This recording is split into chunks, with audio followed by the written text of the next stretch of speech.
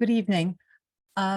We are in Senate House in London, and I'm Mary-Christine Keith, the chair of the Friends Committee of British School at Athens, and we're here for Professor James Whitley's lecture. Before we begin, there are a few protocols that I hope will help the online element of this event to run smoothly. First of all, as the talk starts, there will be a donation box in the chat line, and we really would be grateful at the British School at Athens if you could donate, because like all institutions, the British School needs funds to continue its good work. Throughout the talk, a question and answer feature is available. It looks like two speech bubbles, one on top of the other, into which you can type questions for the speaker.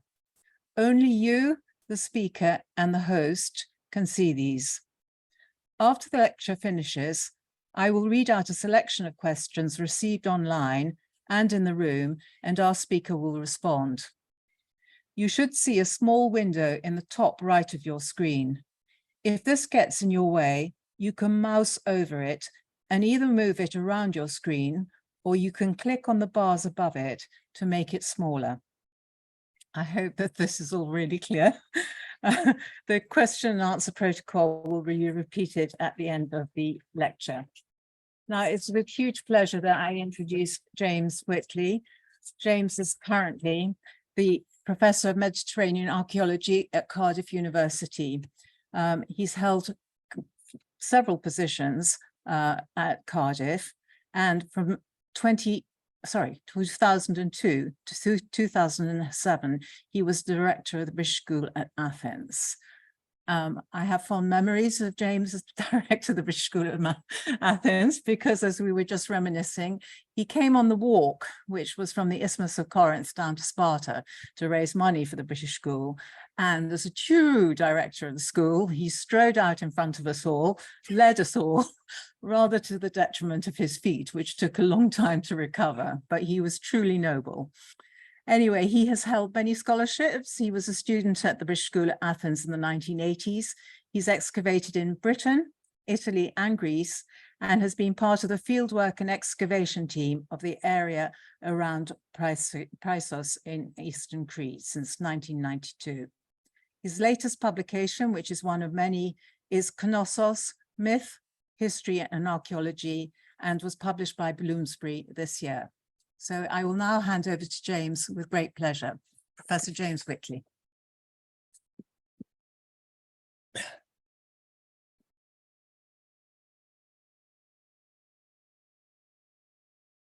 Thank you, Mary-Christine. Hope you can all hear me. The title of my talk is called The Rocky Heart of Crete.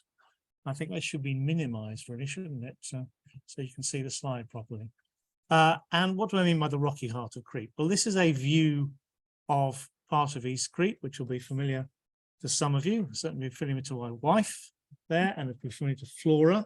This is Prysos, which has just been mentioned. And I first saw this site in 1987 when I was holding the more junior of the two studentships at the school. And this was the school studentship. At the time, Hector Catling was director of the school, and it was he who encouraged me to go on this postdoctoral research project on Crete. This is why I visited Prysos. Now, Hector, as you know, founded the Friends of the British School at Athens in the mid-1980s. He gave me some various duties at the time. One of them was to make sure that Mervyn Popham was adequately supplied with ouzo. Another was that I had to write the minutes of the centenary appeal, what we were going to do with the money from the centenary appeal, which was to expand the school, expand the library, and expand the Fitch laboratory. So somewhere in the archives of the school are very detailed minutes of exactly which part of the floor is going to get parquet flooring. And it's my great, one of my unsung achievements that I wrote those minutes. Anyway, it's for that reason that I first went to Prysos. Now, Prysos is an inland site. It's known as the city of the Etio-Cretans, the true Cretans. it was occupied from the very end of the Bronze Age right down to its destruction in around 140 BC. And it's in some ways a fair, but in other respects, quite a typical archaic to Hellenistic city. And it's set inland. And you can see as a view over it that it's set inland. And when you get inland in Crete, things look a bit rocky. There are lots of mountains. You're in the rocky heart of Crete. This is not the popular view of Crete. The popular view of Crete is normally associated with this notion of the Minoans. Now, here are some characteristic Minoan artifacts, a rhyton in the middle, the snake goddess from the temple repositories at Knossos, and of course a picture of Arthur Evans with some Middle Minoan II pottery in front of him, and behind him the procession fresco from, or rather reproduction of the procession fresco from Knossos itself. And most people go to Crete, they look at Minoan sites. These Minoan sites are generally close to the coast, or more likely to be close to the coast. We have this idea that they are somehow associated with King Minos and with the Minoans, a term Evans didn't invent, but he certainly popularized in his various writings. And this idea of the Minoans and Knossos has been very much on my mind because of, this is the book, it's not quite out yet. It should be printed over the summer and be available in September, October, but I've been working on this book for a while, and it's a book about Knossos from the Neolithic down to the present. So from the Neolithic down to the discovery of Knossos, and also including the period when the nearest village was Tekke, which was a Muslim village, which is another complication in the history of Knossos. So this is the temple, a view of the temple repositories, which is where the snake goddess actually came from. We'll come back to that later on in the talk.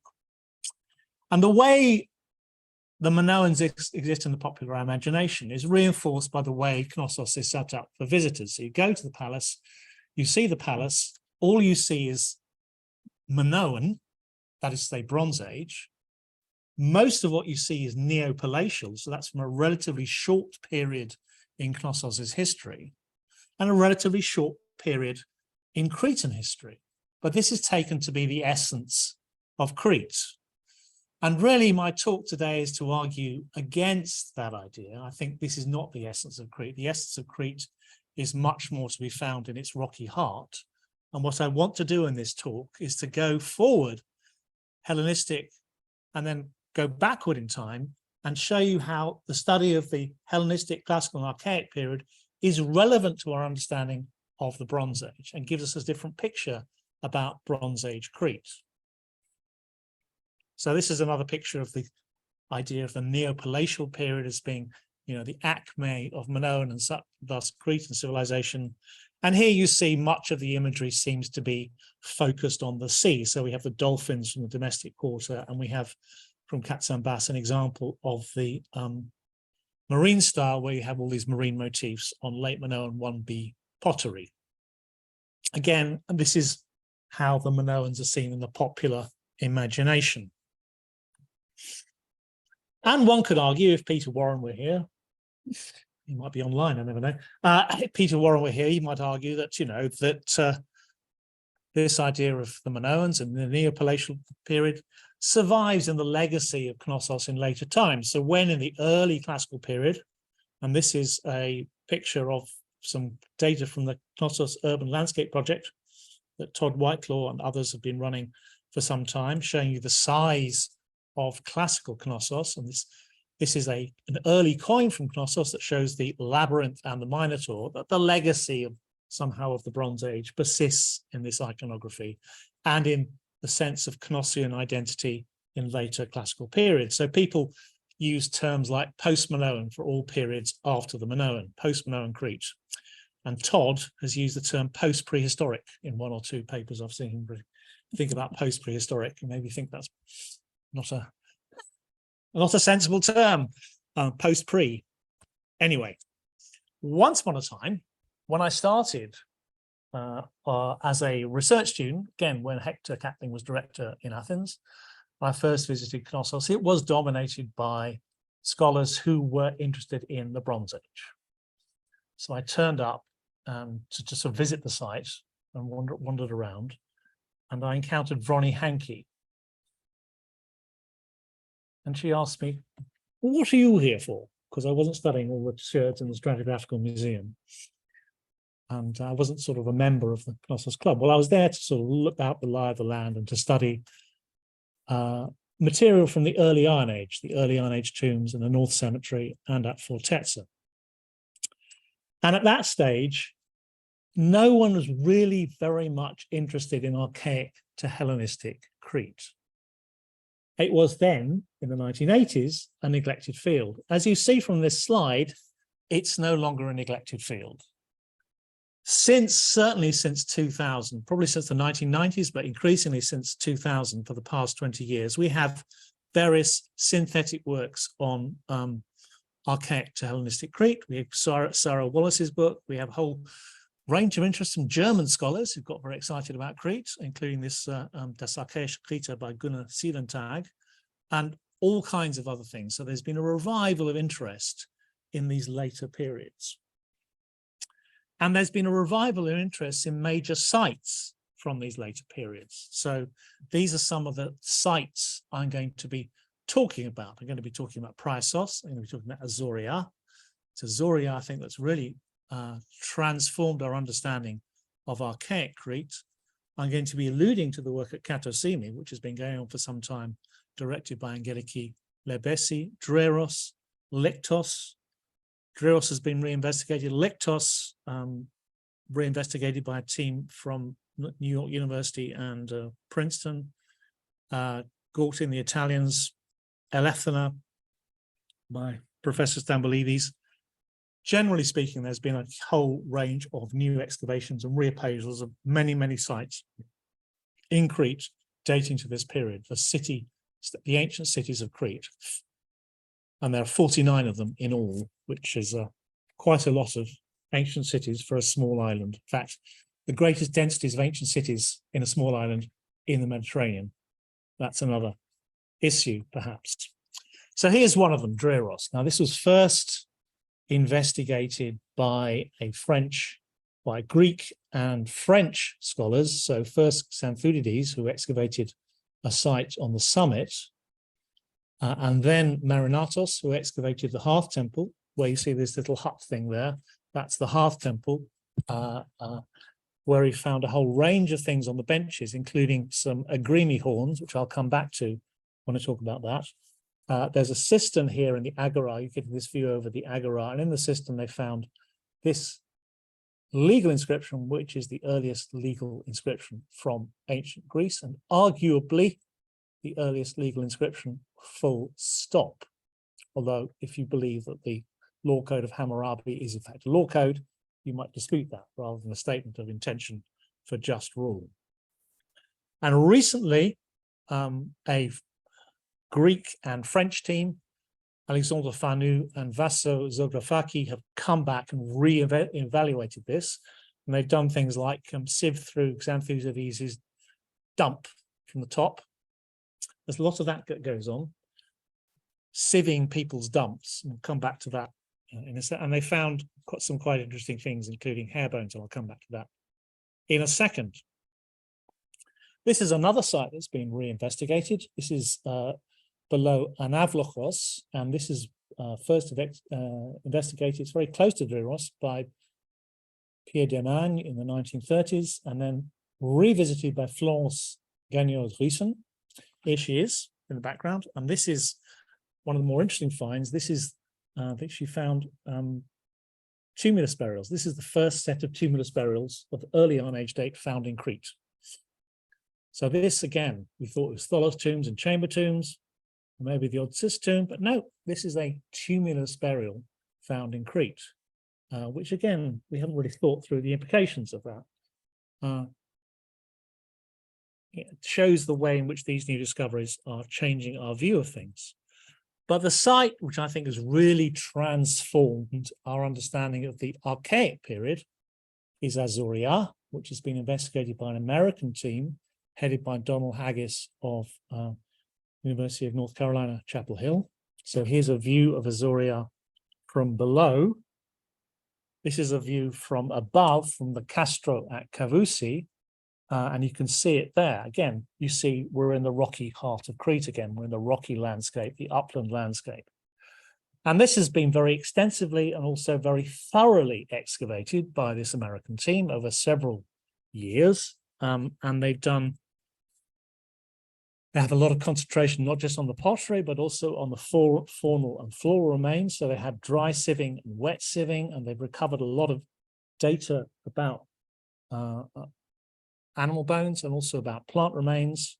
And they've got a team of lots of students put to work doing all this kind of work. And we therefore have a good picture about what was consumed in Azuria. As you can see, the dark green there, the main domestic animal is the goat.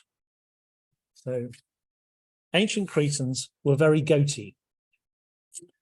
And we'll come to the various types of goat that exist in Crete in a second. And they become more goaty through time, as you can see here. And this concentration on goats doesn't seem to depend on particular contexts. You find it in public buildings, you find it on domestic floors, you find it in what Donald Haggis thinks are communal dining areas, and you find it in the exterior. So goats predominate as the chief animal consumed in early Iron Age and Archaic Crete.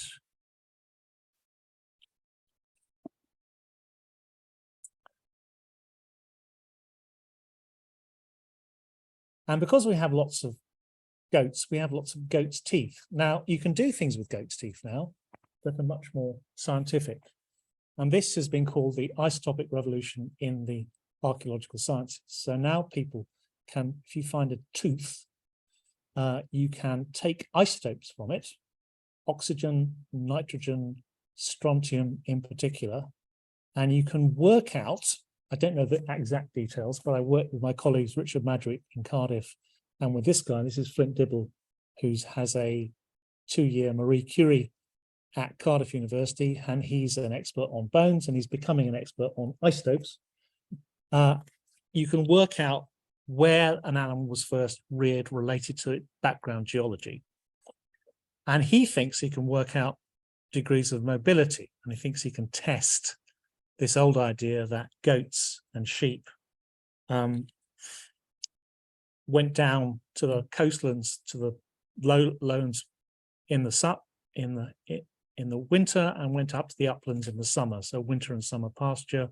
The whole old idea about transhumance, which has never been proved, but he thinks he can do it by using isotopes. So we can talk about the mobility of goats and perhaps sheep across the island.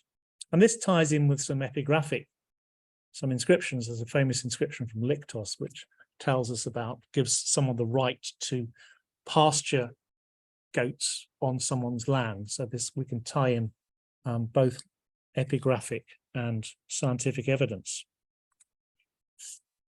Okay, which brings us back to Priasos, because the teeth you see there, those teeth, goat's teeth, they are from Priasos.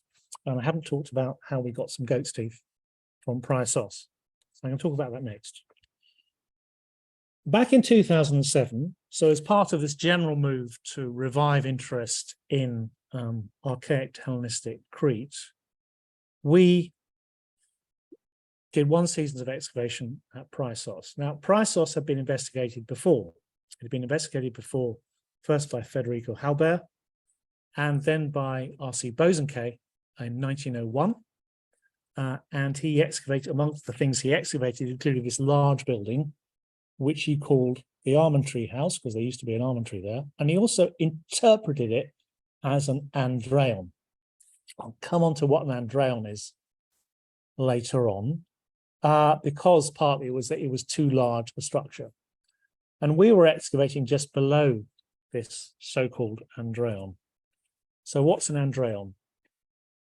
It's a well-known institution in the literary sources. So it figures quite a lot in Aristotle's Politics, where he compares syssitia, that's sitting togethers or eating togethers, in Crete and Sparta. And this is as part of this trope in Athenian philosophy where Crete and Sparta are often paired and thought to be alike to each other. It's found in Alcman, so that's the earliest mention of the in literary sources for the andreion. And then it's found in Plutarch and Strabo and various other relatively obscure historical writers. So FRGR hist means Fragmenta de Graecische Historica, collected by various Germans whose names escape me right now. But we also get, it's also attested in epigraphy from Crete. So if you go through Margherita Guarducci's great work, Inscriptiones Criticae, you will find these several mentions of the andreion. Eltinia, which is the site just close to Knossos, Gortyn, Axos, and on this famous object. Now, this famous object is not 500 meters from this very spot. It is in the British Museum. It is the Spensithios Mitra, and it's an inscription on a groin guard, which is a piece of armor, which was acquired by the British Museum in 1970. Now, where it was acquired from has always been a bit of a, well, they've always been a bit secretive about that, but it's pretty clear it comes from a small building in the site of a frati in central Crete. So it's associated with these armories that we get in Archaic Crete. And this also mentions the andreion because Spensithios, who is going to be the mnemon and poinikastes, that's to say the remembrancer and scribe or Phoenicianizer of this small community, gets to participate in, the andreion. He's a member of this particular club, this men's club. So back to Priasos. We excavated beneath the so-called andreion in 2007. So this shows us where we excavated, 2 trenches below it. And again, we were excavating through Bosanquet's dump, as he says quite explicitly in his report. He, filled in the area and it was given over to agriculture. So basically in this excavation, there are upper layers, which are his dump, and there's actually some floor levels below, which were intact floor levels. I'm not going to be talking about the intact floor levels. They're interesting for other reasons. But what we found in the upper levels, lots and lots of cups. So some Attic plain imports, lots and lots of neck shoulder joins of Cretan cups produced in vast quantities of at least 3 different fabrics, and one, so this is 1 out of 224,147 sherds, that is actually red figure. So that gives you an idea about actually how significant red figure is in Cretan assemblages. There's not much of it.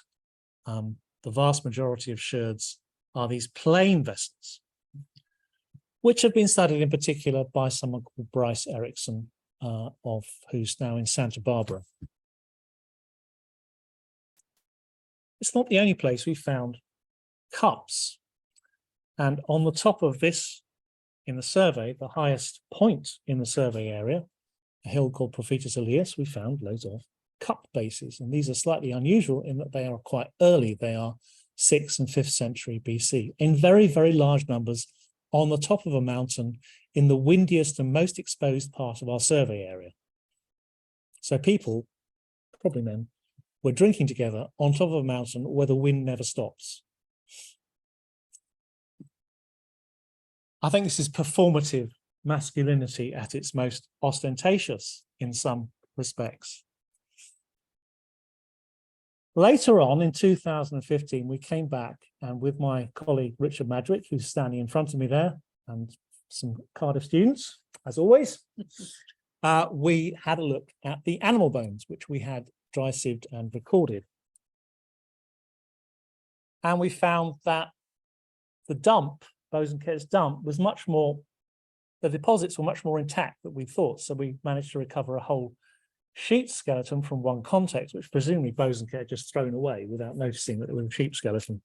But you know, to have a almost entire sheep skeleton from a faunal assemblage is quite unusual. And when Richard came to look, count the numbers and identify it, this was the really strange thing that we didn't expect. Now, you can see that this assemblage is dominated by caprines. Caprines means sheep and goat, because you can't always distinguish between sheep and goat. It's a well-known fact about faunal analysis in archaeology. It's quite difficult to distinguish between sheep and goat. And finding that your assemblage is full of goats is not that surprising. What is surprising is that your third largest component of the assemblage is a lagomorph. Now, lagomorph may not be a self-explanatory term, but if I can remind you what the ancient Greek word for hare is, lagos. These are hare bones. Hare is not a domestic animal.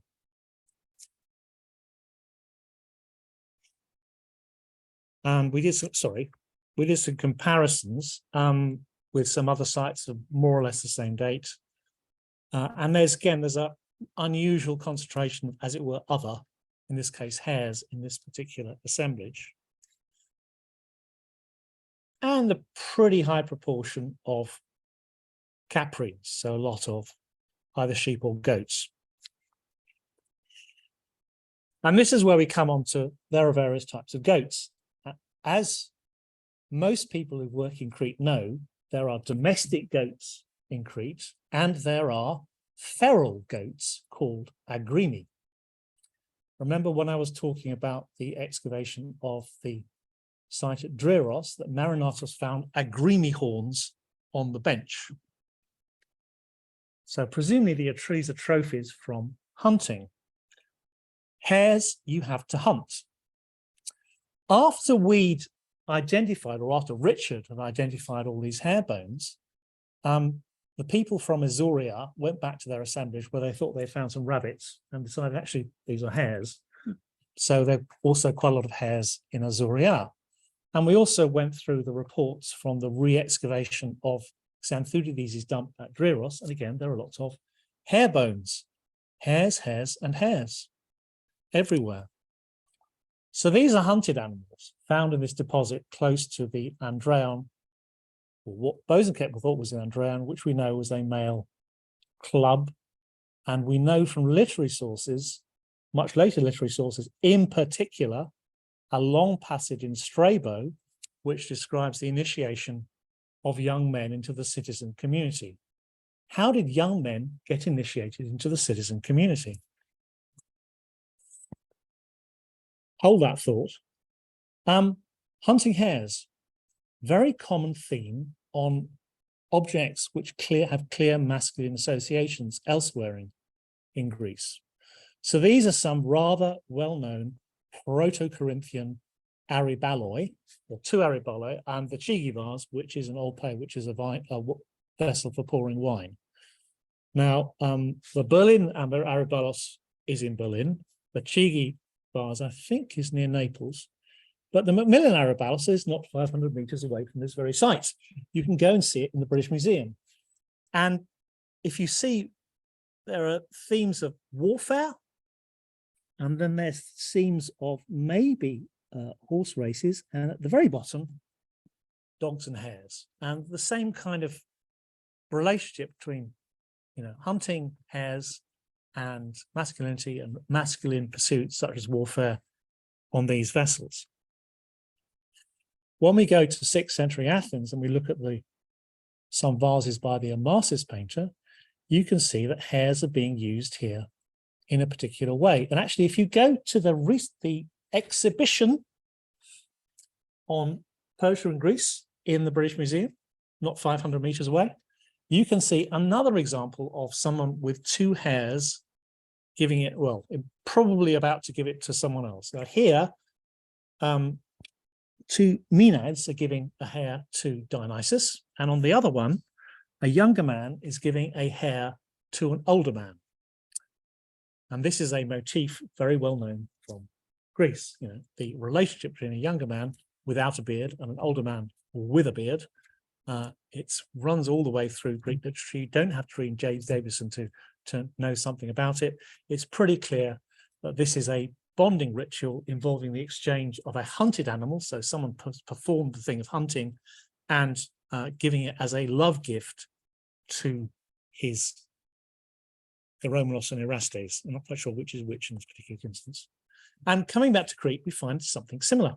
So this is a plaque from Katosimi. This is a major sanctuary site that Angeliki Lebesi has been excavating since the 1970s.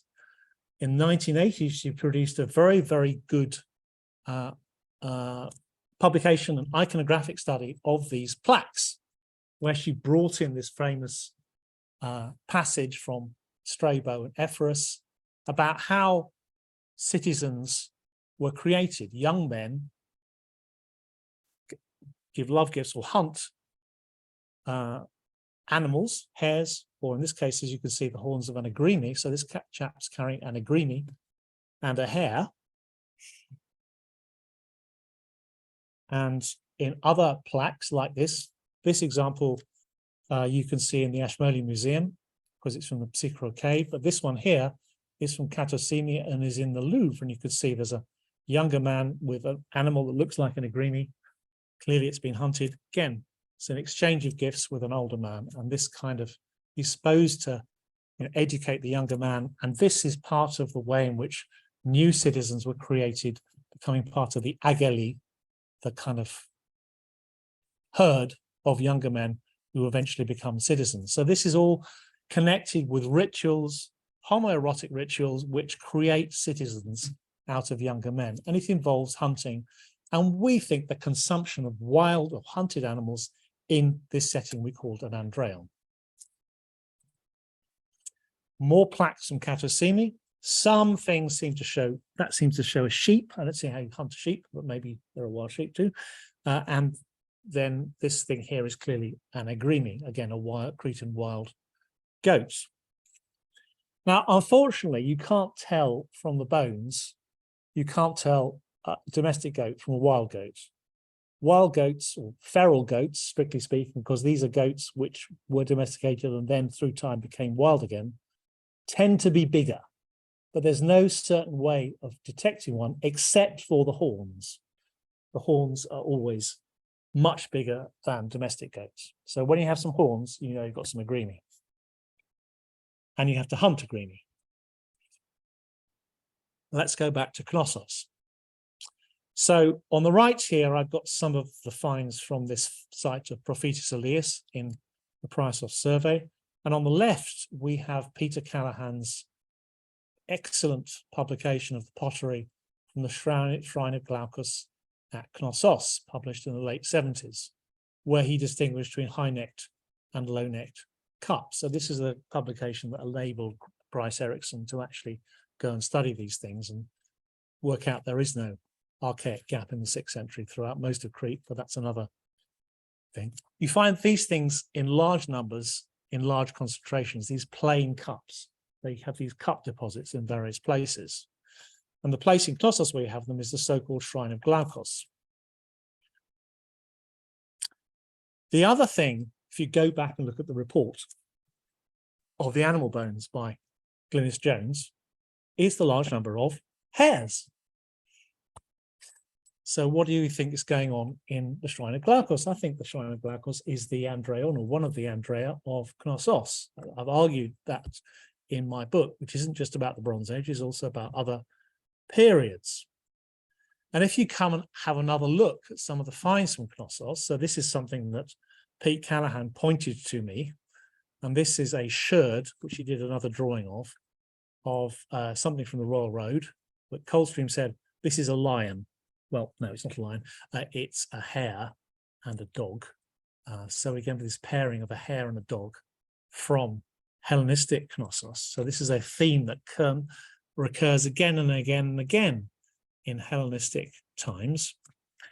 And when we have a look at some of the Hellenistic hadrahydriae, if you know what a hadrahydria is, It's a hydria manufactured somewhere in central Crete, either in the north or in the south, and then exported to Alexandria, where it was used as a cremation urn. But you can see here on this particular hydria, we have a dog hunting an agrimi. And this hunting theme goes right the way back. You can trace it back from the Hellenistic period through the early Iron Age, back to the late Bronze Age, where hunting occurs on these larnaces. I think this is a larnax from near Rethymnon. So it's a major theme that continues in the iconography of Crete and can be traced back to the post-palatial Bronze Age.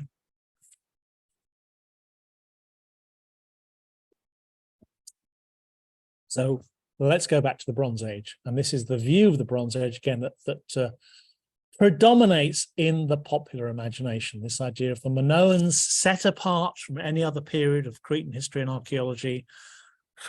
The neopalatial period is the period of the flourishing of Minoan civilization, and everything else is a falling away from it, or either post or pre something, with this focus on marine iconography.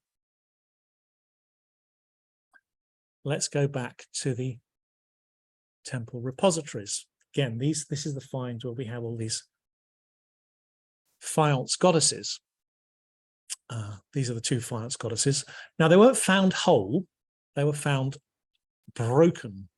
And in fact, many of the more spectacular artifacts of the Neopalatial period, especially the stone rhyta, which have highly decorated, are found broken. They've been deliberately fragmented for some reason or another. This is not how they're presented in Evans's publication. He presents them as whole objects, but it's quite clear from the reports that these things were found fragmented. And they were found with various other things, loads of seashells and all kinds of things. And what I want to emphasize here, antlers, a weasel head, and fish vertebrae. What are these things doing in the temple repositories? A weasel head. Again, this is something you would have to hunt. Antlers from deer, again, creatures you have to hunt. I refer you to Eleni Hadzaki's wonderful reappraisal of this particular deposit in an article published, I think, in 2009. If you go back to some of the iconography from the, not the palace itself, but the area around the palace, so we have these partridges from the caravanserai, and we have these monkeys here. But on another part of the House of the Frescoes, at least Mark Cameron interpreted some of the things as autumnal scenes with crocuses and with what he thought were agrimi. Now, I'm not sure everyone agrees with Mark Cameron's interpretation. In fact, probably Vasophoto disagrees, but I haven't had a chance to have a look at that book yet in detail. But I think still that spring and autumn is the two opposites in the iconography of much of the frescoes in the Neopalatial period. And autumn, as you know, is the best season to go hunting. When we were on the prior survey, we occasionally, in September, got shot at by people hunting various animals, including hares. And also there's an emphasis on outside activities. So a lot of the ritual activities that we find in, again, the Neopalatial period, so this is the Isopeta ring, found at Isopeta in the Isopeta tomb. This seems to be taking place outdoors in some kind of outer setting, closer to the rocky heart of Crete. And when we look at some of the glyptic, that's to say the scenes on some of the seal stones or ceilings, again, we see hunted animals, we see people hunting agrimi, we see dogs. So we see a dog and an agrimi here. We see, this thing isn't really showing, but there, believe me, there's an agrimi that seems to be with a dog here. I mean, there are lots of hunting scenes with deer and agrimi, maybe not so much hares. So this must have formed part of, as it were, the life world of Neopalatial Crete. And I don't think we pay so much attention to these things if we hadn't had this interest in hunting and the use of wild animals in the study of later periods. That's the point I'm trying to make. When we come to some other imagery, so this is the famous zooarchaeology. As you can see, it's again found broken up and now reconstructed. And as you see, this is a depiction of a peak sanctuary. Again, peak sanctuaries are found in the interior on the tops of mountains, and on the top of the peak sanctuary are agrimi with their characteristic horns. So this is the peak sanctuary I know best. This is the site of Petzofas above Palekastro. It's not really in the interior because it's over Palekastro, which is by the sea, but it's certainly a peak sanctuary. And when you go up there, one of the things you see, there's lots of sherds lying around the place. And some of these sherds are clearly parts of tripod cooking vessels. So when they were up there, they were certainly cooking, again, in a very windy place. It's very windy on top of Petzofas. I know I've been up there many, many occasions. There are very few occasions when there isn't a wind, put it that way.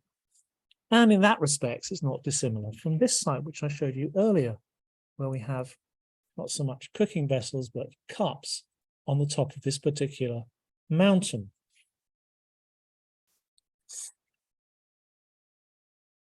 I think if we want to sum up the icon for Cretan history, if we want to talk about the life world of ancient Cretans, if we want to talk about, in rather fancy terms, the being Cretan in ancient times, and I'm using being in a kind of quasi-philosophical sense in the way that some people might talk about ontology, then the icon of a site we should choose is not Knossos, but this one here called Katalimata. Katalimata is this rock ledge above the Hare Gorge, which was first known to Harriet Boyd Hawes, but then investigated recently by someone called Christoph Nowicki, who's this mad Pole who likes going to the interiors of Crete and finding inaccessible sites and investigating them.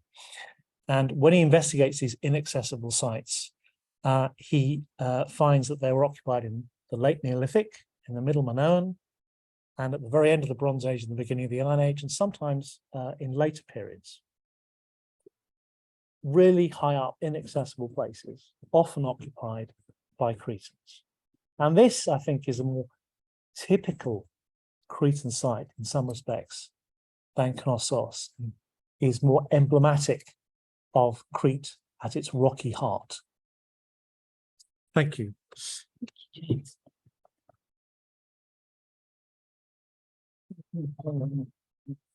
Okay.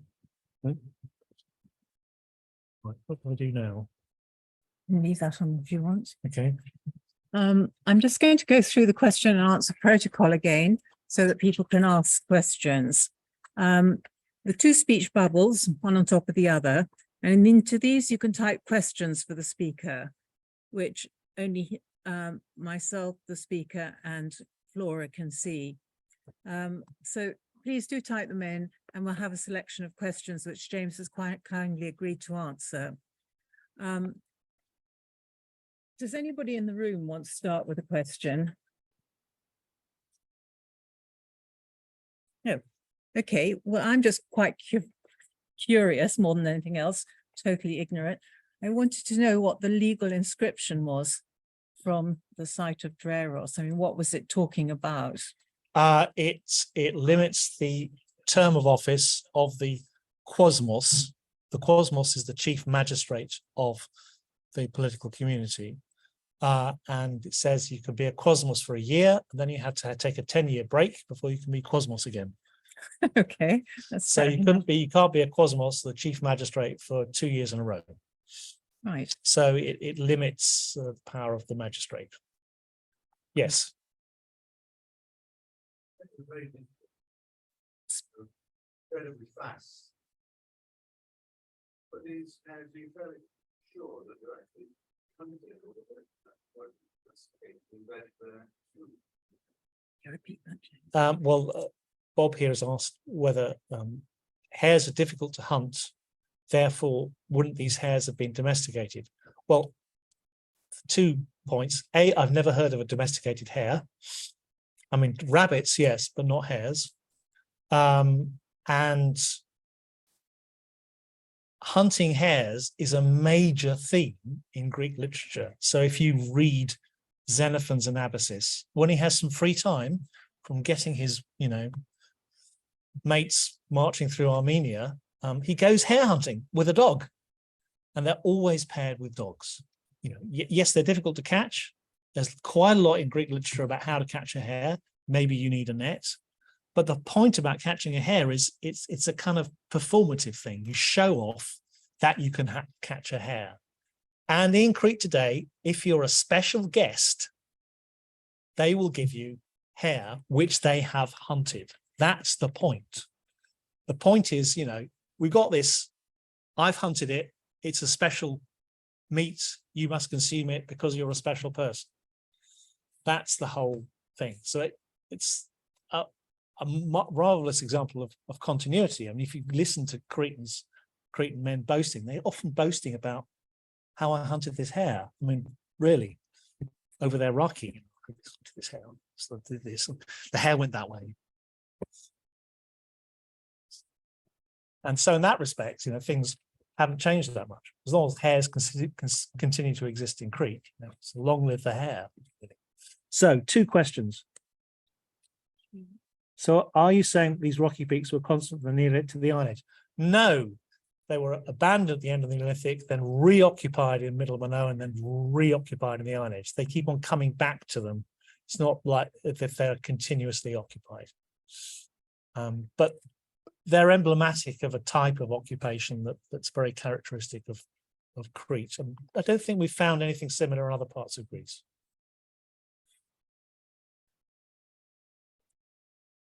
Someone's saying, yes, even today, Cretans like hunting hares. Please repeat the question from the floor. So, Bob, you asked the question, it's difficult to hunt a hare, therefore, didn't they... Whether some of the hares remains that were focused on actually be domesticated as a bred for their food. I'll have to repeat that, James. Bob asked whether, since hares are difficult to hunt, whether some of the hares were actually domesticated and bred for their food. And I replied, well, I don't know of domesticated hares anywhere in the world. Hares are, by definition, wild animals. The point about hares is that you have to hunt them, and that in hunting them, you demonstrate your skill and proficiency in certain masculine pursuits. That's why they get into the iconography of these perfume flasks, Corinthian perfume flasks, and that's why they get it. That's why they're appropriate as love gifts, because they're a special animal, and that's the specialness that comes over when you sort of hand them over. So an appropriate offering to Dionysus if you're a Maenad.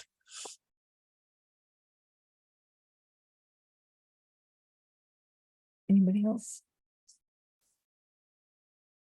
Yes. You mentioned in Knossos, there's a Islamic evidence.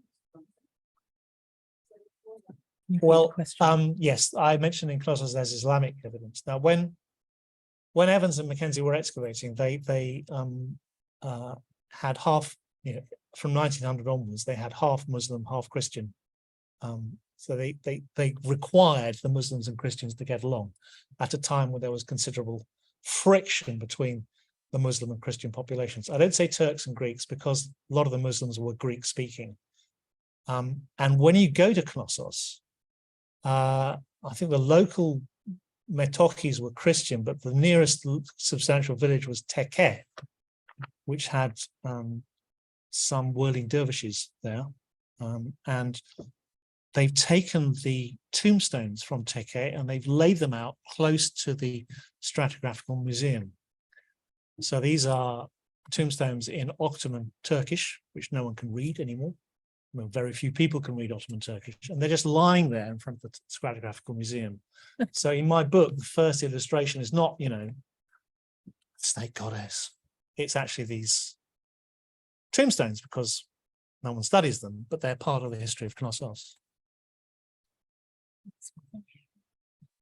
Okay. So were there other less rocky places for male initiation ceremonies too? Well, we don't actually know where these things took place, but if you go hunting, you have to go hunting in the mountains, which are pretty rocky. But the ceremonies probably took place either in these places within the city or in a sanctuary like Katosini, which is located fairly high up, close to a spring called Kriavrisi, which means cold spring. So certainly probably not in a suitably rocky or exposed place, I think is maybe the case, but we don't know for sure, obviously. So Scroll it down. scroll it down. A question about Prinias, which I didn't mention. The archaic site near Prinias appears to have been abandoned in the 6th century BC. Is this typical for archaic Cretan communities? Well, most archaic Cretan communities persist into the classical and period, at least into the middle of the 3rd century BC. Prinias was abandoned before the end of the Archaic period, and Prinias has a lot, in it. It has this large temple. We don't know the ancient name of the site, for sure. And the other site that was, of course, abandoned at the end of the Archaic period is Azuria. Well, we don't know the ancient name of the site either. So those are two political communities. In the case of Prinias, certainly, because we have all these legal inscriptions of Prinias. Azuria, we're not quite sure what the status of the community was, but it looks like it's some kind of community, even if it's not a polis in the proper sense. So yes, there were some sites that were abandoned before the end of the Archaic period, but most of them seem to persist. And then there's a period from about 200 BC to 140 BC where some of them get destroyed. So there's a whole series of destruction horizons. So Festos gets destroyed, Apollonia gets destroyed, Driros gets destroyed, Chrysos gets destroyed. Those ones are pretty major cities. So John Bentliffe. Do you know of Robert Cole's paper? I know his earlier paper. John Bentliffe asks, G. James Great paper, do you know of Robert Cole's recent study of my own male initiation, age grade rites and art, which suggests homoerotic elements? If so, a major further element of continuity, indeed of full survival and social cultural behaviors. I'm not sure continuity is it's a theme that goes through things.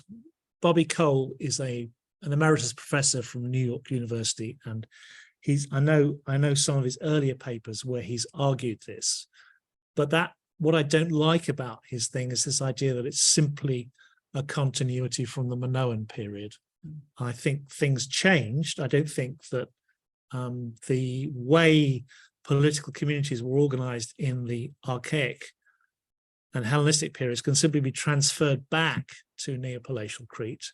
I think there are continuing themes, but I wouldn't fully agree with Bobby Cole. I mean, I know his 1997 paper. I don't know his 2016 paper. John Miller. Beyond hunting for its own sake, what part did the hunted and hunt play in ritual? Put another way, was hunting a theme in rituals? To what extent is this emphasized on Crete on an enduring theme across all periods? God, that's a big question. Beyond hunting for its own sake, what part did the hunted and hunt play in ritual? Put another way, was hunting a theme in rituals? To what extent is this emphasized on Crete or an enduring theme across all periods? Well, I think part of the point of the talk was that, yes, it is an enduring theme across all periods. And in some ways, it's what I was trying to argue is it's better to work back from the Hellenistic period into the Bronze Age rather than the other way around. So that kind of answers that part of the question. Hunted and hunt, well, I think the metaphor of hunted and hunt and the relationship between an older and younger man, I think there must be some metaphorical association there, but we don't have enough of the literary evidence to sort of tease that out, because most of our literary evidence for Hellenic or Archaic to Hellenistic Crete comes from non-Cretans. So Crete was a subject of philosophical interest for Athenians who described what they thought was going on in Crete. Sometimes it's been argued that, for example, Aristotle just sort of combines features of different political communities into some idea of the Cretan constitution. So it kind of acts as a kind of idealized or ideal type, which may not be historically specific or accurate or localized in a particular community. So, I mean, Paula Perlman thinks that Aristotle's Crete is in fact, or Aristotle's Cretan constitution is actually the constitution of Lyctos specifically, even though Plato had placed, for example, one of his dialogues is on a walk from Knossos to the Idaean cave. That's the laws, which is, you know, they're having this conversation, walking from Knossos to the Idaean cave. I don't think Plato ever visited Crete because it's implausible when you actually try it. I think maybe that'd be another walk we could do. Knossos, and we could talk about Cretan constitutions versus Spartan constitutions versus Athenian constitutions in a Platonic way. See if we can raise any money. Christina. The iconography of the hare of the long pocket, which is I can't remember the man that's giving the hare to Dionysus again is called the Sema. Actually, so they have a gospel offering by being always remain. Christina asks whether the giving of a hare as a love gift is exclusively, as it were, homoerotic between a younger and an older man. Most iconography seems to be in that direction. The exception was that scene where Minoans are giving Dionysus a hare, but then Dionysus is a god, and therefore it's not really, as it were, a kind of heterosexual relationship. It's a relationship between worshippers and a divine being. Between the wild, yes, and Dionysus is also, if you've read Euripides' Bacchae, which I remember having to do in my part one of my degree, then you know it's pretty. What goes on in Dionysiac rituals is pretty strange and sometimes dangerous.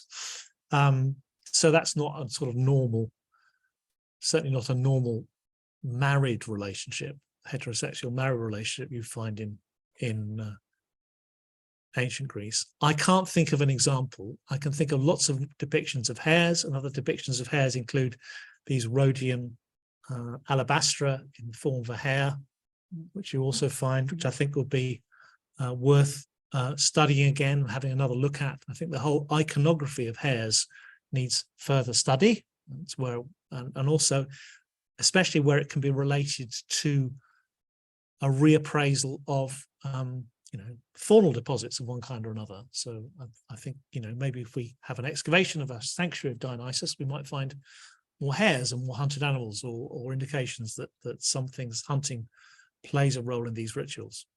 But at the moment, we don't know. Yes, gentleman over there. There's a reference to an earthquake, or the preludes to an earthquake, in which the hare runs through a gymnasium in Sparta, and all the young men follow, race after the hare as it goes out. And so when the building collapses in the proper earthquake, the older men are killed, but the young men survive because they're outside chasing the hare. So I've got a very vague memory, but I can't remember the source. Okay, so this gentleman, I'm sorry, I don't know your name.